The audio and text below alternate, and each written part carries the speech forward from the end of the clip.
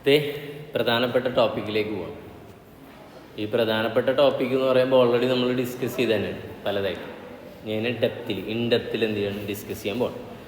Classification of error അല്ലെങ്കിൽ types of error ഏതൊക്കെയാണ് നമ്മൾ പഠിച്ച എററുകൾ? Error of principle, error of omission, error of commission, then last one ഏതാണ്? Compensating error. അതിൽ എറർ ഓഫ് പ്രിൻസിപ്പിൾ വേറെ തന്നെ, പിന്നുള്ളതിന് നമ്മൾ എന്ത് പറയും? ക്ലറിക്കൽ എറർ എന്ന് പറയും. കുഴപ്പമില്ലല്ലോ. ഓക്കെ, അപ്പോൾ ക്ലറിക്കൽ എറർ ഏതാണെന്ന് വെച്ചാൽ എറർ ഓഫ് പ്രിൻസിപ്പിൾ അല്ലാത്ത ഏതാ? കമ്മീഷനും കോമ്പൻസേറ്റിങ്ങും പിന്നെ ഏതാണ്? ഒമിഷൻ. ഇത് മൂന്നും ഏതാണ്? ക്ലറിക്കൽ എററാണ്. ഓക്കെ, അങ്ങനെ പറയും. It's not much more important. Type of error is equal to trial balance will agree. അതുപോലെ ടൈപ്പ് 2 ഏതാണ്? Will not agree. ഇങ്ങനെ ആക്കാം. രണ്ട് തരത്തിലുള്ള എറർ എന്ന് മറ്റു തരത്തിൽ പറയും. ഒന്ന് ആ എറർ ഉണ്ടെങ്കിലും ട്രയൽ ബാലൻസ് ടാലി ആവുന്നത് എന്ന് പറയും. അല്ലെങ്കിൽ അടുത്ത എറർ ഏതാണ്? എറർ 2. ആ എറർ ഉണ്ടായ ട്രയൽ ബാലൻസ് എന്ത് ചെയ്യില്ല? ടാലി ആവില്ല. അതാണ് ഒന്നാമത്തെ ഏതാ പറഞ്ഞത്? Trial balance still agree type 1 വന്നാൽ. ഓക്കെ അല്ലേ? അപ്പോൾ ഇവിടെ കറക്റ്റ് എഴുതിയിട്ടുണ്ടെങ്കിൽ ടൈപ്പ്. ഓക്കെ അല്ലേ? ഏതാ? Complete omission. അത് ടൈപ്പ് 1 അല്ലേ? അല്ലേ? യെസ്. എക്സാമ്പിൾ പറയട്ടെ. റെൻ്റ് കൊടുത്തു, entry rent account to cash, journal എഴുതിയില്ല, ട്രയൽ ബാലൻസ് ഈക്വൽ ആവും, പക്ഷേ എറർ ഉണ്ടല്ലോ. അടുത്ത് salary account to cash, journal എഴുതി, എന്നിട്ട് നേരെ ലെഡ്ജറിലേക്ക് പോസ്റ്റ് ചെയ്യണ്ടേ? സാലറിയിൽ 2 ക്യാഷ് എഴുതണം, ക്യാഷിൽ ബൈ സാലറി എഴുതണം. രണ്ടും ചെയ്തില്ല. അപ്പോൾ അതേതാണ്? കംപ്ലീറ്റ് ഒമിഷനാണ്. അതും ടൈപ്പ് ഏതാണ്? 1 എററാണ്. ട്രയൽ ബാലൻസ് എന്ത് ചെയ്യും? ഈക്വലി ടാലിയാവും. പാർഷ്യൽ ഒമിഷൻ ഉണ്ട് ടൈപ്പ് 2. അതിൻ്റെ പ്രത്യേകത trial balance will not agree. Trial balance agree ആവില്ല. ഓക്കെ അല്ലേ? യെസ്. നിങ്ങളിപ്പോൾ നിങ്ങളുടെ മുന്നിലുള്ള ഈ മെറ്റീരിയൽ എന്ന് പറഞ്ഞാൽ ഞാൻ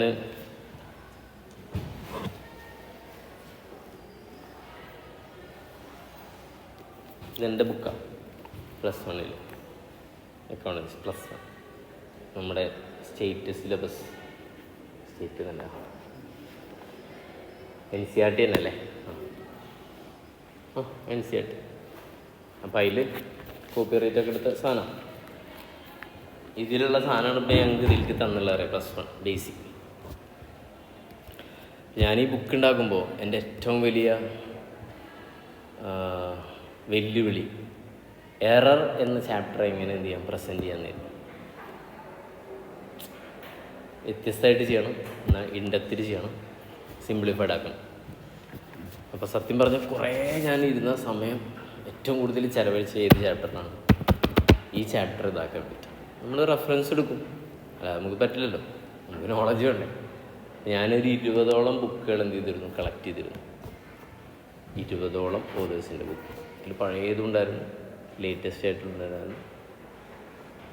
അത് നമ്മുടെ CMA ലെവലിലുള്ള സാധനമല്ല കേട്ടോ. കൂടുതൽ പല യൂണിവേഴ്സിറ്റിയാണ്. CMAയുടെ ചെയ്യണമൊക്കെ നമ്മൾ എടുക്കുന്നത് നമുക്ക് അറിയുന്ന സാധനങ്ങളായിരുന്നു. അല്ലാത്ത കുറച്ച് വെറൈറ്റി ബുക്കുകൾ. എന്നിട്ട് എന്ത് ചെയ്ത് വെച്ചിട്ടാണ്, ഇപ്പോൾ ഞാൻ യാത്ര ചെയ്യുമ്പോൾ, ഇപ്പോൾ തൃശ്ശൂർ പോകുമ്പോൾ അവിടെ വെച്ചിട്ട് പ്രിപ്പയർ ചെയ്യാം. എവിടെയാണ് വന്ന് പയ്യന്നൂരും കണ്ണൂരൊക്കെ പോയിരുന്നു. അപ്പോൾ അങ്ങോട്ടൊക്കെ നമുക്ക് 20 ബുക്കും കൊണ്ടുപോകാൻ പറ്റുമല്ലോ.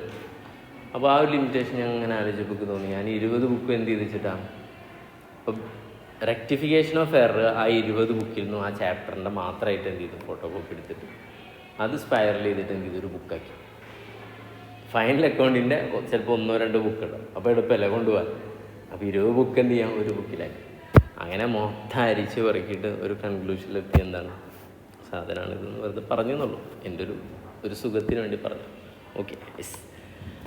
അപ്പോൾ പാർഷ്യൽ ഒമിഷൻ ടൈപ്പ് 2 ആണെന്ന് മനസ്സിലായി. എറർ ഓഫ് പ്രിൻസിപ്പിൾ ഏതാ? Type 1 type 2? ടൈപ്പ് 1. ഓക്കെ അല്ലേ? എവിടെ എഴുതിയിട്ടില്ല, എഴുതിക്കോ. ടൈപ്പ് 1 എഴുതിച്ചാ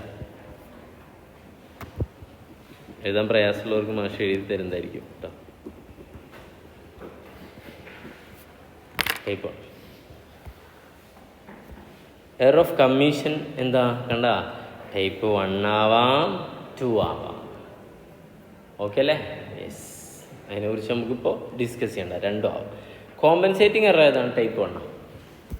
ഓക്കെ അല്ലേ? ക്ലിയർ? അപ്പോൾ ഞാൻ അങ്ങനെ പറയാം, ഒരു സിറ്റുവേഷൻ പറയട്ടെ. ട്രയൽ ബാലൻസ് ഈക്വലായി. ഞാനൊരു ട്രയൽ ബാലൻസ് ഉണ്ടാക്കി, അത് ഈക്വലായി. ഓക്കെ, എന്നിട്ട് എനിക്ക് പറയാൻ പറ്റുന്നൊരു കാര്യമുണ്ട്. എന്താ അറിയോ, അതിൽ എന്തില്ല എന്ന് എനിക്ക് ഉറപ്പിച്ച് പറയാം.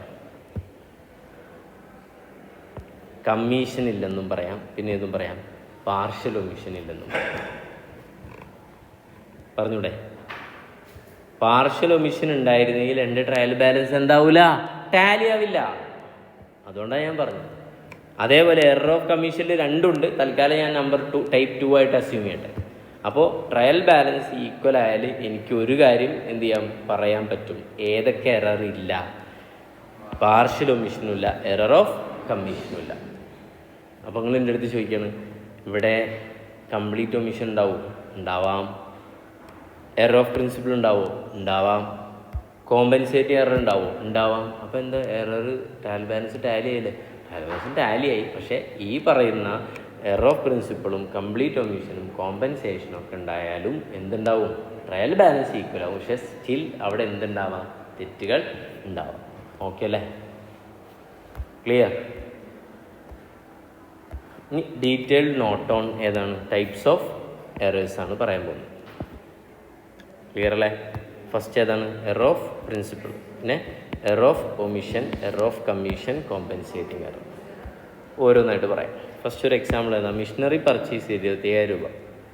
എന്നിട്ട് എഴുതിയത് എങ്ങനെയാണ്, പർച്ചേസ് അക്കൗണ്ട് ടു ക്യാഷ്. ഇത് ഏത് എററാ, ഇത് റൈറ്റ് ഓർ റോങ് ഏതാ, ആൻസർ ഏതാ, റോങ് ആണ്. If wrong identify the type of error ഏതാ, error of principle. Error of പ്രിൻസിപ്പിളാണ്. ഓക്കെ അല്ലേ? യെസ്. ഇതിൽ കുറച്ച് പെപ്പുണ്ട്, ഇതൊക്കെ കൂടി മിക്സ് ചെയ്ത് വരുന്നതാണ്. Okay, yes. നമുക്ക്